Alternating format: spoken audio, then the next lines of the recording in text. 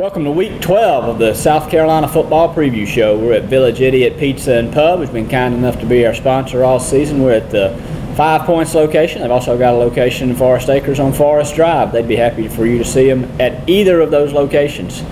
David, it's a big week. The biggest week. Final week of the season. Thanksgiving week. I'm looking forward to Thanksgiving. And it's Clemson week. Gamecocks are 6-5. They've won 2 in a row. They can really come out of what has been a rough season feeling really pretty good about themselves with a win over the Tigers. We'll start with the biggest question of the week. Will Deshaun Watson play quarterback for the Tigers? Dabo Swinney says maybe. David, what do you say? Well, that's the biggest question of the week, Josh, because it really does influence everything. Sure. You know, that's a confidence issue for South Carolina's defense and really a confidence issue for Clemson's offense. Cole Stout's a really nice guy, but it's night and day from when he takes over that offense. It just seems like the offense just doesn't play very well and doesn't play to the same level as they do under Deshaun Watson. But Watson's injury is an LCL strain and a bone bruise. They have had him out there in practice this week in a non-contact jersey, running around, seeing what he can do, what kind of mobility he has on that knee. And we'll just have to see how it goes. I think that they're keeping it as close to the vest as possible. They need to do that to kind of give South Carolina at least the illusion that Deshaun Watson will play. Personally, I think if he does play, he's going to be at 50% at best and playing through a lot of pain. So we'll have to see how that goes. And honestly, it's just really a question of if he comes out there, South Carolina automatically has to prepare something different. If it's Cole Stout, South Carolina can afford to stack 8 in the box and say, beat us with your arm, just because he doesn't have a lot of confidence and he's playing hurt. You know, he's had a busted up shoulder for about the past half of the season. So it's going to be probably right up until kickoff that you don't know of who's going to actually be out there for quarterback at Clemson. But if it is Cole Stout and Deshaun Watson either doesn't start or really doesn't play, that's just a huge confidence issue for South Carolina's defense, knowing that they can go out there and do some things that they really haven't been able to consistently do all year. So with Clemson, it's if Deshaun Watson's out there, their offense will run much better. They'll look much better. They've had problems running the ball all year. South Carolina has done well at stopping the run in the last 2 second halves against South Alabama and Florida.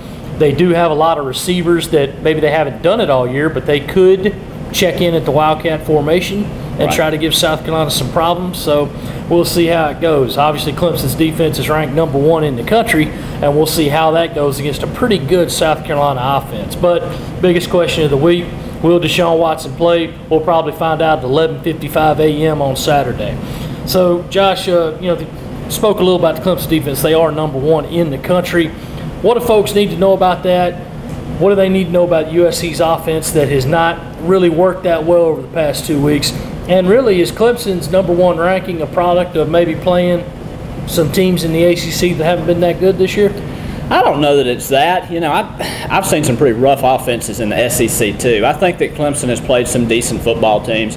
I think that there's no question that this Clemson defense is better. Does number 1 in the country mean anything? No, it doesn't, because you are to some degree comparing apples to oranges in every conference. I mean, it's tougher to play play defense in the Pac-12 probably than it is in the SEC. So maybe is the SEC a little tougher than the SEC? Who knows and who cares? Clemson's defense is better. A.J. Cann, Dylan Thompson say when you turn on the tape, it's the defensive line. Guys that they're familiar with, guys that they have played for 3 seasons, but guys who are playing much better, and it all starts there. We've seen sort of the inverse with South Carolina this season. When the defensive line wasn't nearly as good, it affects everybody. Clemson's defensive line brings pressure from a lot of places, something that has given South Carolina trouble against Missouri and against Tennessee to some degree, moving guys around. Will South Carolina's offensive linemen be able to find those guys with consistency and keep Dylan Thompson upright? If they can, I think that alleviates a world of problems for South Carolina. If Dylan Thompson is upright and clean, I think the offense can move the ball. But they've got to have Mike Davis make some contribution other than 2 fumbles and 3 carries. You would like to see Shaq Rowland, your most talented wide receiver, who made what I think was really a tone-setting play against Georgia in that big win, play. Obviously, Pharaoh Cooper has, at this point, you think he's a given. I think you're going to get plenty out of Pharaoh Cooper. He hasn't been 100% the week of practice.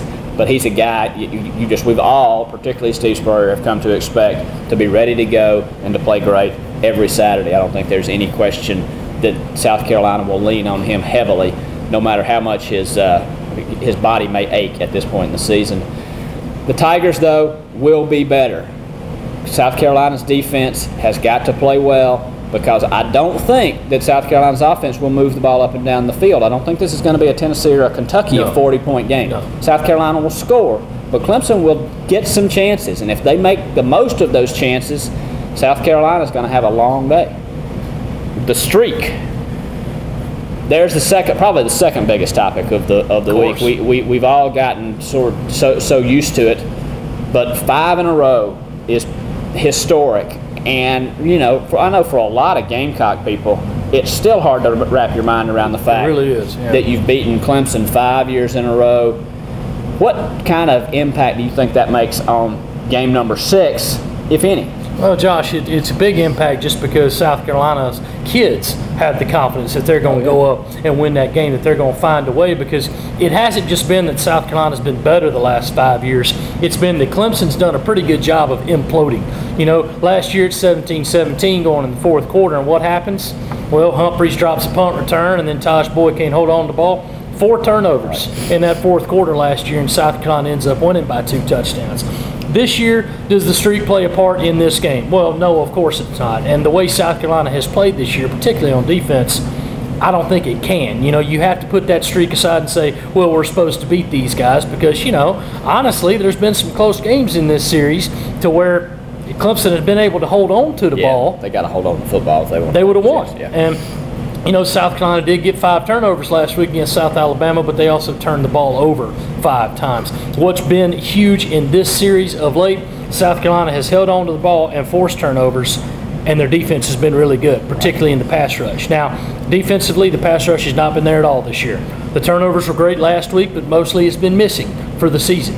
Who knows if they're going to do it, if Clemson's going to be able to turn over the ball as well as they have against South Carolina, particularly if Deshaun Watson plays, because he's held on to the ball pretty well. Right. It's Cole Stout that's had the problem. So we'll see how that goes. The streak, I don't think, has anything to do with this game. South Carolina just has to know, just try to get your hands on any loose ball you can, rip out that fumble, try to get your hand up at the line and tip a ball, especially if Cole Stout is in there, and see if you can come up with some more of these. And then maybe, if it's a tight game going in the fourth quarter, maybe then the doubt starts creeping into Clemson's head, like, we've been here before and it hasn't ended up well, what's going to happen this time? And it's kind of like in the baseball series, if you believe that there's a chance you're going to screw up, you're probably going to screw up. So we'll see how that one goes.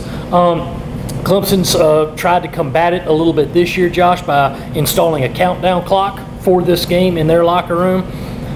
Do you think that means that either team is taking this game more seriously than the other, especially after USC's won 5 straight? I don't think so, but I have adopted the countdown clock idea for this beard. I am counting down to when I can shave this beard. Don't forget to go to Movember.com, Team Mach 3 free, and give us some money for the South Carolina side of the ledger, because I think the Clemson folks are raising more money for prostate cancer awareness right now. They're hoping to get up to $4,000, and they're about at $2,800 right now. So let's see if we can push that up to the top.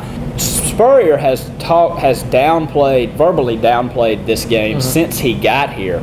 But I don't think it doesn't mean he doesn't take it seriously. I think it just means he really, truly takes them all pretty much the same. And that has worked for South Carolina. That has clearly played to South Carolina's advantage. I think the giant countdown clocks in your locker room is just a terrible idea. You've lost 5 in a row. There's plenty of pressure on your kids without you putting a big old clock the whole season. I think South Carolina's strategy is the one that is the right one, and I think the fact that South Carolina won 5 straight games proves that to some degree. Now it's time for our Village Idiot mailbag. We appreciate you guys chiming in on social media and on Josh's live chat to ask us some questions. Multiple folks want to know, what's the deal with Mike Davis and what's the deal with Shaq Rowland? Well, I would like to know that too, but I want to hear your answer. Mike Davis, I think, just had a bad game last week. Obviously, he fumbled on 2 consecutive touches, one on a carry and one on a pass, and both in situations where he's been really good. I mean, he wasn't holding the ball way out here like a loaf of bread. he had it high and tight, and they just kind of ripped it out of him at the end of the play. Very uncharacteristic, and you fumble twice, you're not going to get many chances to go back in there. He didn't, and the thing that I was disappointed in him was he left the field immediately after the game and did not go with the rest of the team to sing the alma mater. Now, I think we all know that Mike Davis is going to the NFL after this year, and that's perfectly fine. He needs to go to the NFL. I don't think he has a bad attitude or anything. He just had a bad day last week, and I think he's going to be perfectly fine this week and really ready. He's got extra impetus to win this game. His brother played at Clemson, and Clemson probably could have had Mike if they'd have made a very significant effort, but they had other running backs at the time. They didn't really recruit him that hard. He ended up coming to South Carolina. Mike Davis is just fine. Shaq Rowland, who knows? Ever since that block a couple of weeks ago against Florida, I think he's been in the doghouse. Steve Spurrier says he is going to play this week. He will not start. He'll probably get some rotations with Demir Bird as kind of the stretch the field kind of receiver. Right. Shaq Rowland, very talented young man, very, very good football player, but he's just done some really, really knuckleheaded things off the field and sometimes on the field that have just kind of kept him cycling between the doghouse and the sideline. And you just have to hope that he shows up this week, because they could definitely use him to help win this game. Sure. He's that guy that can really give a deep threat for Dylan Thompson to throw to.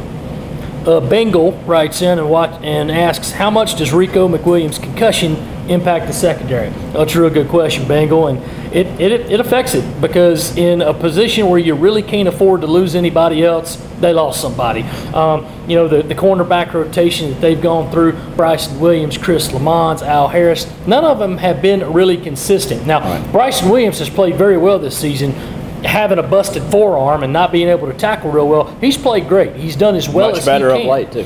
But, Lamont and Harris, and I know they're freshmen, but they were counting on these guys to be major contributors, and quite frankly, they just haven't.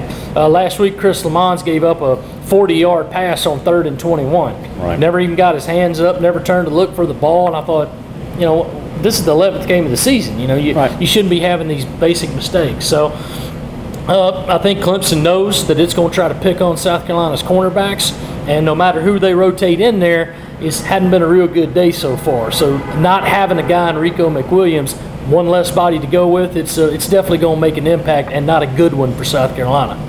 Potter says, do you believe Spurrier is seriously considering retirement? You can put whatever adverb you want to on it.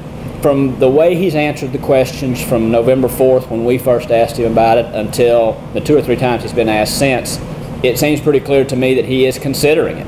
I don't know what seriously is. I don't know more or less. I don't know if wins would make him want to leave on a high note, if losses would make him not want to come back to fix things. I don't know any of that. Is it in his mind? I think he's made it pretty clear it's in his mind. Can I predict what he will do? Absolutely not. There's no way. Now it's time for our final part of the Village Idiot Pizza preview show, our guest picker. You guys remember Eric Isley from the Village Idiot staff here. Eric, welcome back. How you doing? How you doing? Tough one about your Gators a couple of weeks ago, but hey, you about to get a new coach at the end of the year, and it could even be Dabo Swinney. I hope it's not. Let's just say that. But anyway, of course, it's time for the prediction. What do we think is going to happen on Saturday? Well, South Carolina, I think, believes it's supposed to win this game. And obviously, there's a lot of different characteristics from this game than other games during the streak. One, South Carolina's defense has not been what it has been during the streak. But then again, if Deshaun Watson doesn't play, and I think at best he's going to be a 60% guy out there, South Carolina's defense is going to be playing with a lot more confidence. Dylan Thompson had a great game up there 2 years ago. He's going back near his hometown, and I think a lot of these guys will find a way to pull this out. Maybe it comes down to someone making or missing a field goal, but I'm going to go with South Carolina 31-28. Eric, what do you think? I think Deshaun Watson being out hurts Clemson a lot. Cole Stout, like you said, is limited. I think Gamecocks will – all the pressure's on Clemson to win this with the streak and everything and the game clock countdown, like you said. I think Carolina wins this 27-21 in a close, ugly game. Two picks for the Gamecocks. What you got, Josh? Well, I'm a believer in streaks like this, and I do believe that they get in the team's head both ways. 3 weeks ago, there was no reason to think South Carolina was going to win this game, but we're looking at two different teams, particularly with Clemson with the questions about Deshaun Watson. I think South Carolina's offense is scuffling a little bit. I don't think they're going to score a ton against a defense that I think is pretty good. But I think South Carolina wins a 6th in a row. 19-17 is what I'm thinking. A noon kick, which South Carolina's been better than night kicks for the Gamecocks. Sure has. We'll be there at 10 a.m. Come ask us any late questions you've got, and follow us on Go Gamecocks the rest of the week. Happy Thanksgiving. Have a happy Thanksgiving.